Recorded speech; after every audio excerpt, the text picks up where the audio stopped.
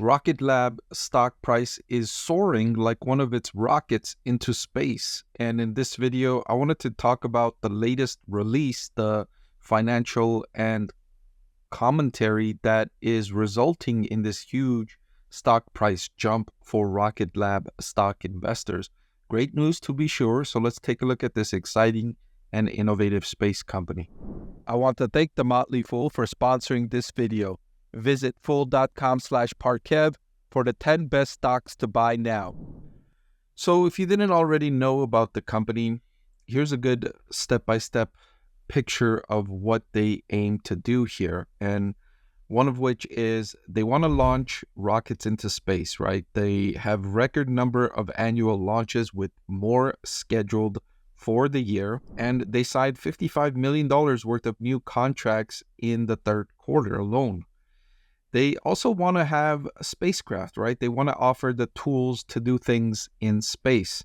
And they were selected by NASA to propose mission architecture that will enable faster and more cost-effective return samples from Mars. So really exciting stuff there. And then finally, they want to offer space services. So everything that they're selling and developing will feed into their vision of their own services from space. And overall, the big tailwind that's feeding this industry lately, and RocketLab isn't the only stock that's benefiting from this, is the outsourcing from governments, especially the US government. NASA feels that it's more cost effective if they outsource some of their missions to private companies or publicly traded companies, non-government companies, to do the work for them. And I think it's a good idea. Governments are notoriously bad at doing things. And so if they outsource it to a company, the company is very likely to do it better and at a lower cost and at shorter timelines. And there was an interesting comment from Palantir CEO Alex Karp. If you don't know Palantir, it's one of the leading artificial intelligence companies. And Palantir CEO is a vocal supporter of the US government.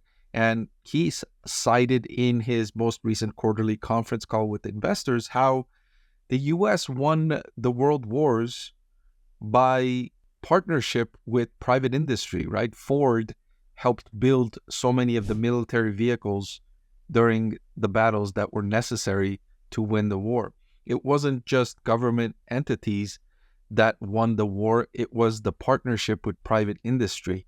And using that example, he said that the U.S. government should do that more.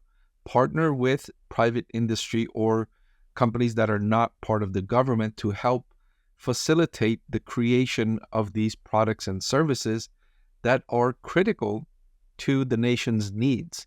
And I agree with that sentiment, how partnering with companies will help achieve these goals at lower prices more cost effectively. And this is what's happening in the space industry specifically, and RocketLab is benefiting from that trend, and they're delivering. They're achieving milestones, they're hitting targets, all of which is securing them more contracts, and investors are benefiting as a result. So the company in the third quarter, the backlog jumped by 80% to $1.05 billion. That's a huge backlog. That's $1 billion worth of orders that the company has now that it's going to service, right? So this will eventually turn into revenue. Revenue in the third quarter was only $105 million, and that was a 55% increase year over year.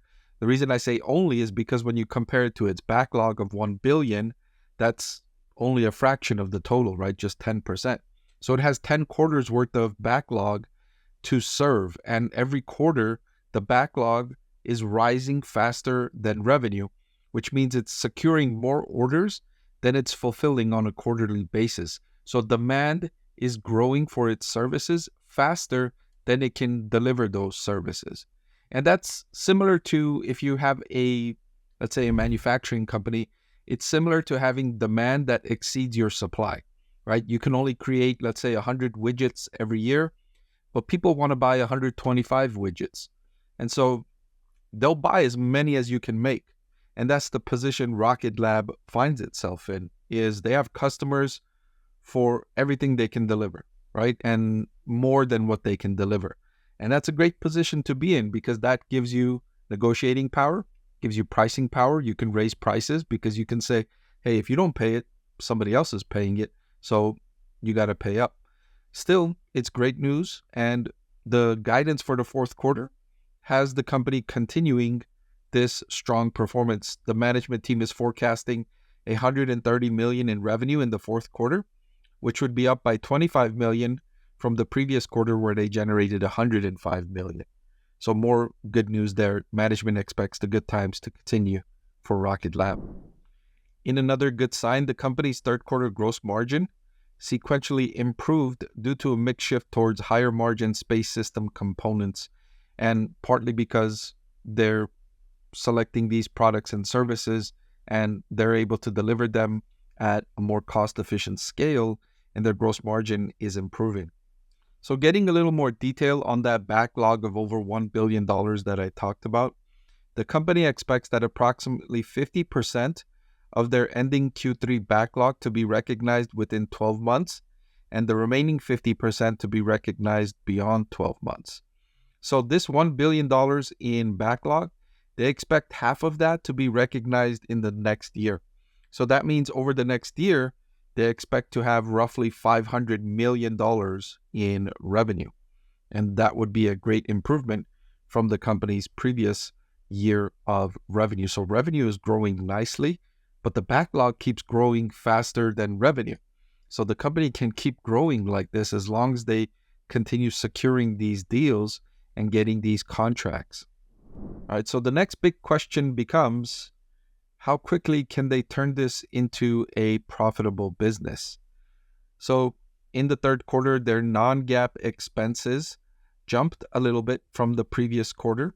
The research and development costs increased from $35 million in the second quarter up to $43 million in the third quarter. And then their SG&A expenses increased by $2 million from 24 to 26. But if you're a RocketLab stock investor where you want to see the majority of the spending is in research and development, this is what the company is good at, right? Their core capability. They're literally rocket scientists here. And so you want them spending money doing these things that they are prepared to do, they are trained to do, and they can do at advantageously compared to most other businesses in the world. And so you'd like to see them spending, especially when they're already demonstrating significant performance improvements. So non-GAAP free cash flow worsened in the third quarter from the second quarter. The second quarter non-GAAP free cash flow was negative $28 million. In the third quarter, it was negative $42 million. So their losses are worsening. That's one of the bigger risks here with this company is, can they deliver these kinds of innovative technologies while not consuming so much cash, hitting these milestones with less cash consumed?